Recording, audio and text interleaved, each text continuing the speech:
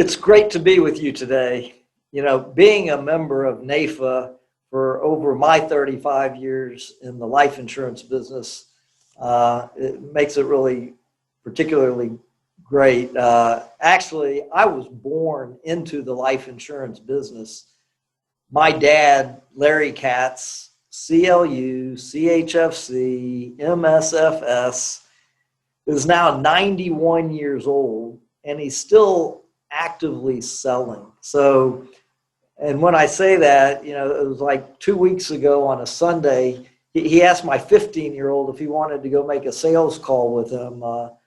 When he got back, I asked him, as he would always ask me, you know, did you close the sale? And he said, Walter, you know, some of these cases just take time. So, you know, just mind your own business. So he's still blowing and going and actively still wanting to take care of his clients, and that's pretty special.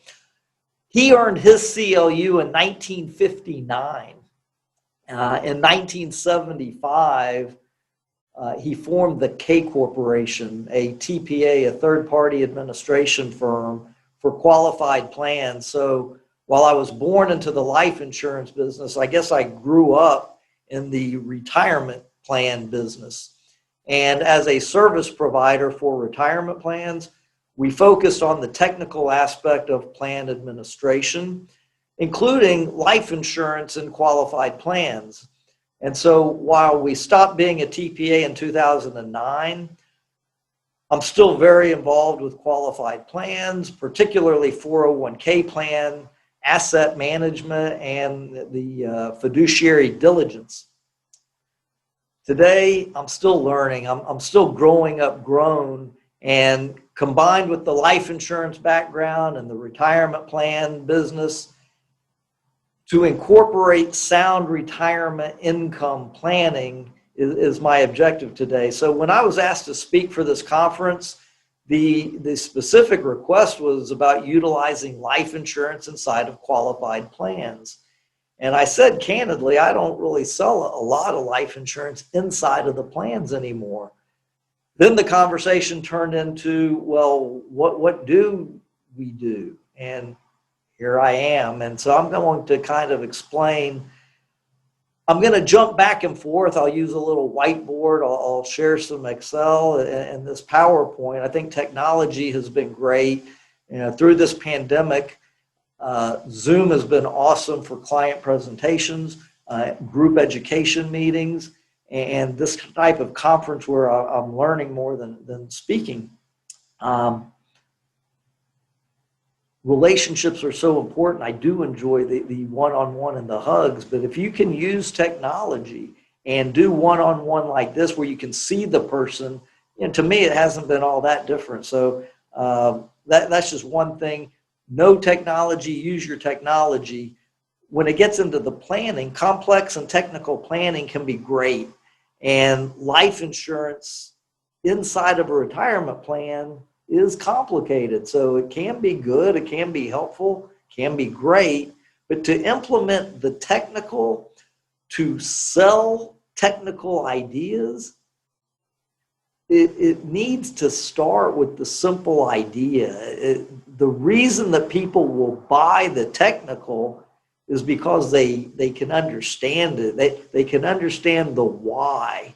And you've got to start with why is one of the good books that I've read once upon a time. The technical and the complex are the how, rarely the why. So before jumping into the technical subject of retirement plans and qualified money and life insurance inside one of these plans, let's start with what we are wanting to accomplish. So if you can see the whiteboard, then what I want to do is, in talking about people's needs, I always want to start with this mountain. And if I asked you a question, if I said, if you were going to climb a mountain, what's your objective?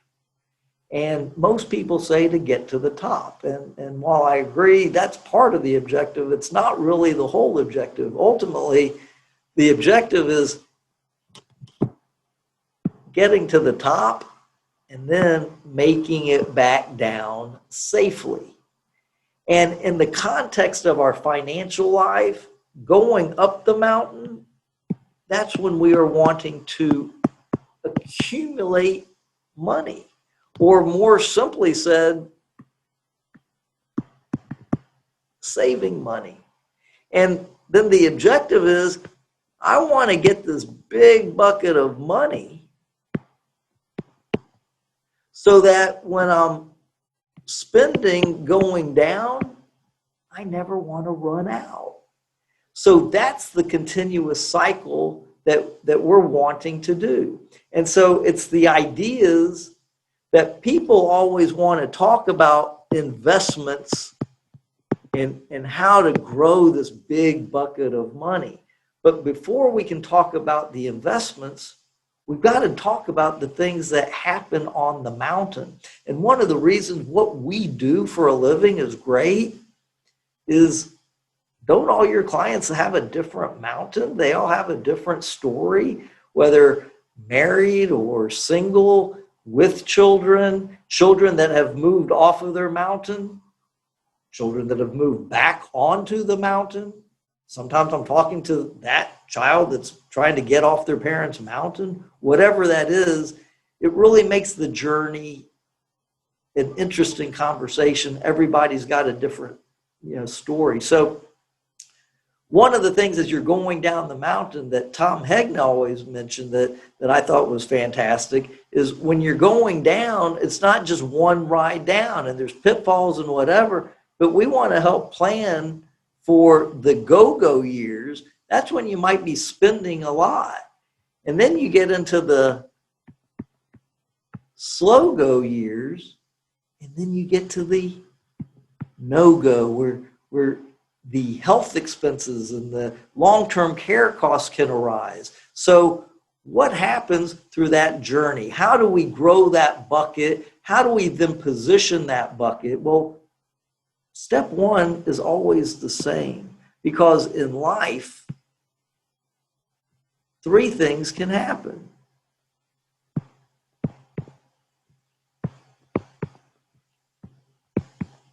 What are they? Well, what most people want to talk about is you can live to be old. That's kind of the name of the game. We want to live. We want to thrive. So people don't mind talking about the living, but what else can happen? Well, you can die prematurely, or you can get sick or hurt along the way. And all of these things attack this money that we've been working so hard to accumulate. So step number one is, before we talk about the investments, let's talk about the protection piece. And within the protection piece, that's typically insurance products. It's the life insurance. If you die, it's the disability, it's the long-term care to protect what? To protect this money that we're accumulating so that we will have something that we can spend going down. So financial planning 101, what else do we want? Well, out here, we want to have our emergency bucket. We want to have emergency dollars so that, once again, we can have money that we don't have to deplete the wrong assets at the wrong time. And then lastly, when we're done with the money, the no-go years, what if you want to leave a legacy? So that's what I'm always talking about. That's the talk, if you will. But when you're going on this mountain journey, before you go, what do? You got to start packing your bags. Because when you get to the top of the mountain, there's no REI or Academy or Dick's Sporting Goods and say, uh-oh, I didn't pack my bags correctly. So can I get some more rope or I need a ladder? So how we pack our accumulation bucket going up the mountain is exactly what we're able to do and choices we can have when we're going down. So what are the tools? How do we pack our bags? We pack them with mutual funds, annuities, variable annuities, fixed annuities, the stocks, real estate, oil and gas, whatever they want, multiple buckets, multiple diversification. Cash values of life insurance are all things, they're all tools that we invest or save in to build up this bucket of money. So then we get caught up in other details. It's not the tools, it's how are we holding the tools? Are the mutual funds inside of a trust or inside of a retirement plan, a 401k plan? Well, it's the same mutual fund, but if it's wrapped up in a 401k plan, what has changed? Well, it's the control, it's the access, and it's the taxation. So those are the kind of areas that we want to focus on. The tools that get us up, the tools that get us down, that's the story. So what happens if this money is being accumulated in the 401k plan and you're accumulating this money? And I guess I need to give this caveat that makes the broker dealers happy, is that I am not giving tax advice, I am not giving legal advice, but we are talking about allocating and giving options and choices to our friends and clients and prospects and people we care about. So what happens when those monies are in the 401k plan? It's still those eventualities of life. People live, people die, people get disabled. They all need money. I really like drawing it on the whiteboard with the clients in real time, but as far as PowerPoint, it's doable as well. I know y'all are in the financial business, and a lot of our clients say that they understand compound interest, but as I said, we gotta sell the why. We gotta talk about why to have different assets, why just the highest amount of money doesn't always win. And to do that, I ask people, do you understand compound interest? And most people say yes. And I say, well, let me go through it anyway and just get on the same page. That if you took a 25-year-old and they were going to save for 40 years to 65, that normal retirement age, $10,000 a year for 40 years, what's it going to be worth? Well, if you can earn 6% interest on that $10,000 deposit per year, instead of having $400,000, you'll have a little bit more than $1,600,000. That's compound interest. And people will say, yeah, I get that. Well, how did it really work? Well, you put in $10,000 the first year, it grew $600. The next year you get 600 and 600 again, and the 600 gets $36. And that's compound interest, but that's what happens if you live. If you save regularly and you leave the money alone. If that's what's going into your 401k, that's great. You can look forward to having $1.6 million. But what happens if you were to step off that proverbial curb after 5 years and you were killed? How much have you put away? 50 grand. What's it worth with interest? About 60 grand. That's what your family's going to get out of the 401k plan. And if that's where all your savings is, what happens? What happens if you didn't get killed by that truck, but you got hurt? Or later you get sick and you can't work and you can't make an income. What happens to our savings? We can't save anymore. And we're going to spend typically what we have. So putting money in the 401k is key. It doesn't necessarily address anything that if you live and you save. But what happens if you put the same $10,000 a year into a life insurance product? Well, you put away the same $400,000. At the end of the 40 years, you're probably not going to make $1.6 million. And we all can represent different types of products and carriers. But if you're in a conservative product, and depending on how you want to allocate premiums and death benefit, you could expect to have $1,200,000, still far more than the $4 million you saved, but less than the $1.6 million. And that's when people say, I told you that's why we don't want the life insurance. I say, well, hold on a second.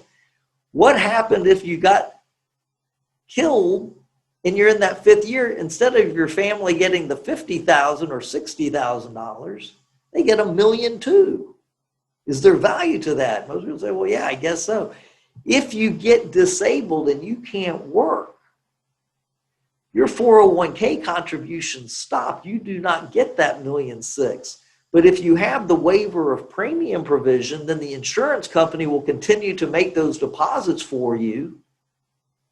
And at age 65, you'll still have the $1.2 million. You'll still have money. So in a nutshell, that's all a life insurance policy is. So I think that's an important thing to start talking about. If we're going to use a plan to buy life insurance, it's understanding compound interest and how an insurance policy works versus the retirement plan. So you got to know rules. What kind of rules? If the money's in a 401k plan and we start talking about having life insurance inside of a retirement plan, then the first thing you need to know is with the plan document, you got to know, does it allow for life insurance? We're all familiar with 401k plans, and then the 401k plan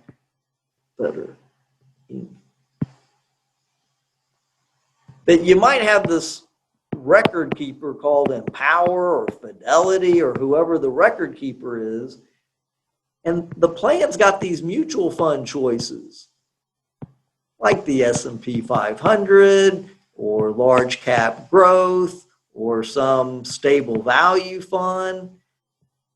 And so what do you have? You've got the participant that defers money into Empower and it gets allocated. So when someone's talking about, well, can you have life insurance in the plan? That means there's another bucket of money, and that's the life insurance company. And so now some assets are actually going, and the cash value is actually part of the retirement plan. That's where rules come in. So the plan has to say it's okay to have that bucket. If you're talking to the business owner and the plan provisions don't allow for it, well, they can change the plan provisions and put that bucket available for people to make that choice.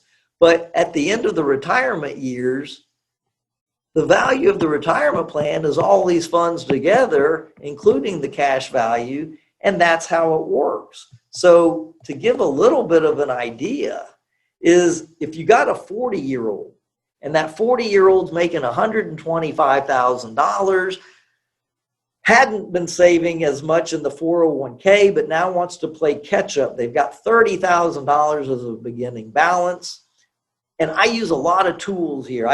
We use e-money that I think does a great job of helping people get up the mountain. I use something called WBC, or Wealth Building Cornerstones, is another software that I think does a fantastic job of helping people maximize income to get down the mountain.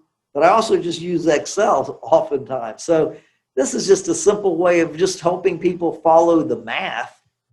And so if this person at 40 has a current $30,000 value in the plan, and they're going to start putting in the 19.5, well, then if you go down the line, this person also had a safe harbor match. So the employer was putting in $5,000 a year. Well, as you go down the line, and with normal retirement or required distributions now occurring at age 72, this person can expect to get $2.7 million.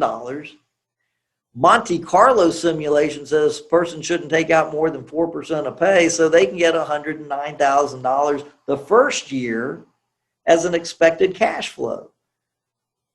But the problem is the early years. What if you died in these years? What if you died and your family didn't have enough money? Well, consider another strategy. This just happens to say split that contribution. Half the money goes into the Empower or Fidelity mutual fund accounts and is invested. And then the other half can go towards insurance premium. You're still going to get the match and you're still going to get the growth. But when a person says, well, wait a minute, I only have $1.7 million instead of 2.7, it's like, well, no, that's not true. You got an additional cash value. That's your total retirement. And guess what? When you're going down the mountain, and if you start to understand having what's called buffer or fixed non-correlated assets on the market, then it's a way of increasing your safe spending rate. It's also a way of being able to consider just buying an annuity. So instead of having non-guaranteed income, you can get guaranteed income.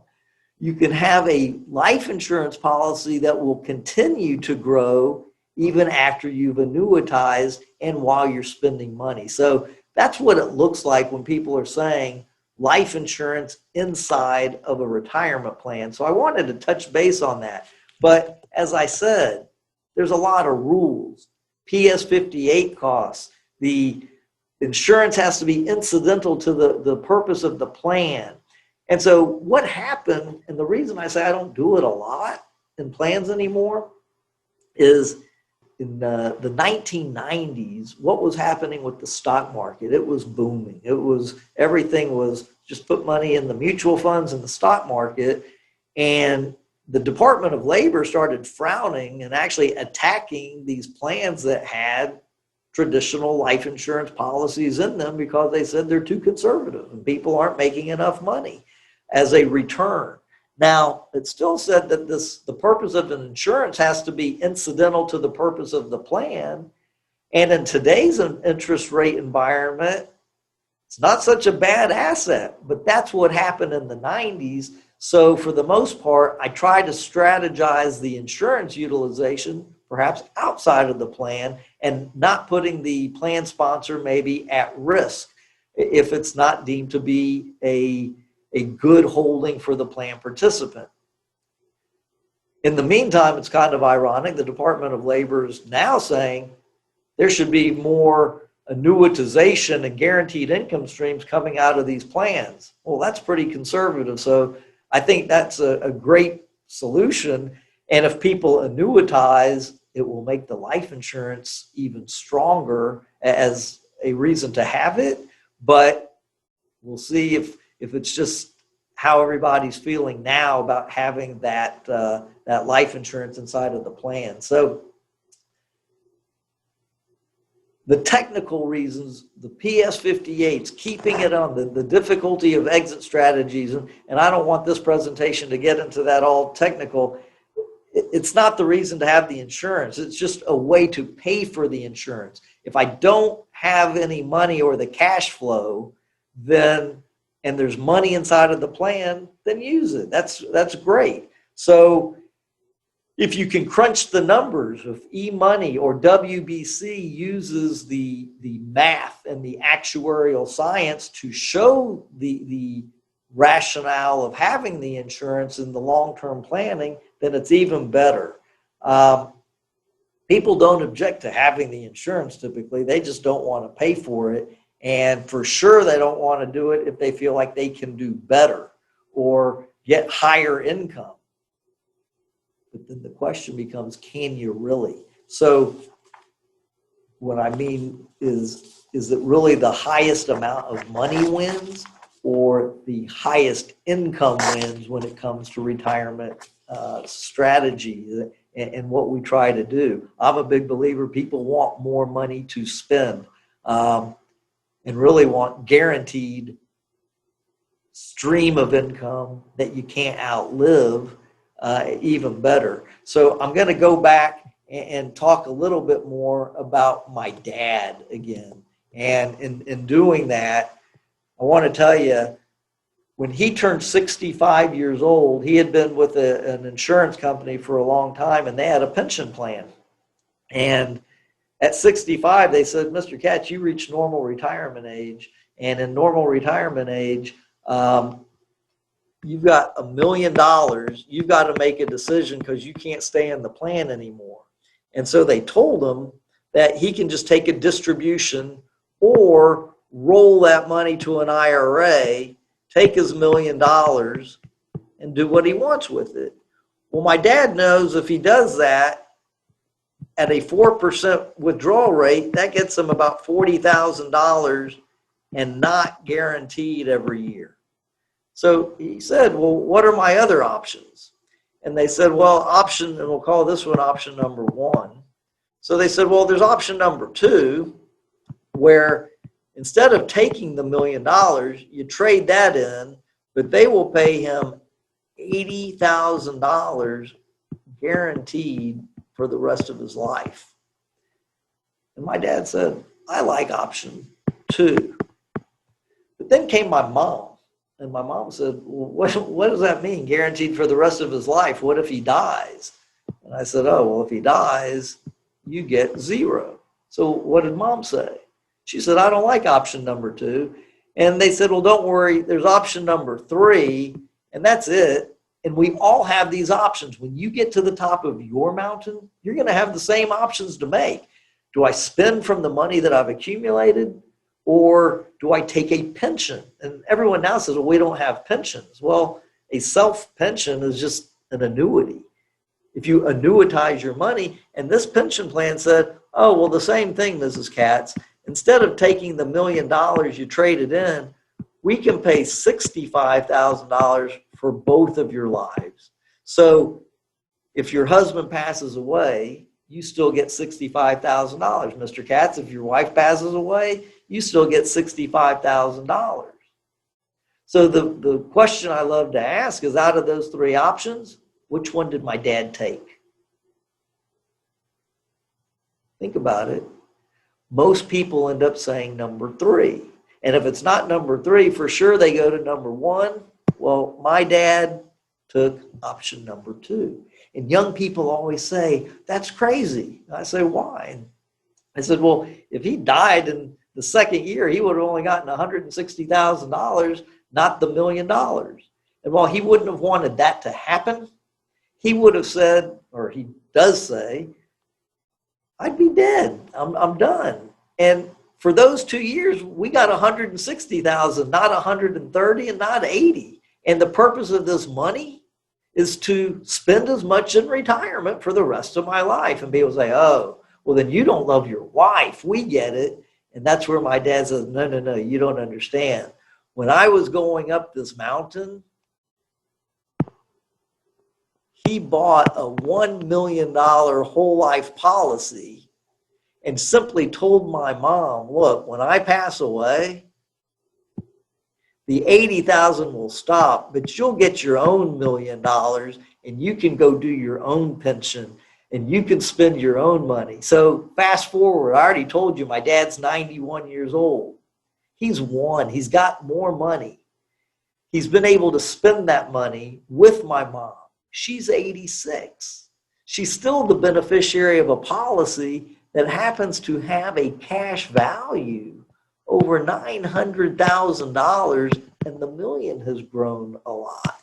So that's a resource for him as well. So how to use life insurance and insure your retirement plan, whether using the dollars inside or using the dollars outside, taking deferrals and using the net after-tax amount of dollars and buying a life insurance policy to ensure that gives more choices and has made that choice available to my parents, because without that setup, then he for sure would have chosen number 3. He knows, again, as Tom Hegna would say, is you can't retire happy on assets. How to take this money out is stressful. So you want a stream of income, however you can back that. So I'm in the business of showing you how to protect, build, and strategically allocate wealth so that you can spend and enjoy what you save and have the confidence that you will not outlive your money and still leave the legacy, all while striving to leave the world a better place than when we found it. So if you want to retire happy, have a guaranteed income for life. And don't leave your kids any money. Yeah, don't leave them money. Leave them your life insurance so that you can spend and enjoy more. And it costs a lot less money to leave them life insurance. Whether you want to find the premium inside of the retirement plan deferral or strategically allocate how much to contribute to the retirement plan and outside buy insurance, you can utilize math and actuarial science to formulate the best ways for your clients to meet their short, intermediate, and long-term goals. Whether on Excel or technical software, you can elaborate and do the calculations and make great presentations. As the son of a legend, I'm glad you were here and allowed me to share some ideas and continue the family mission. Have a great rest of the conference. Thanks.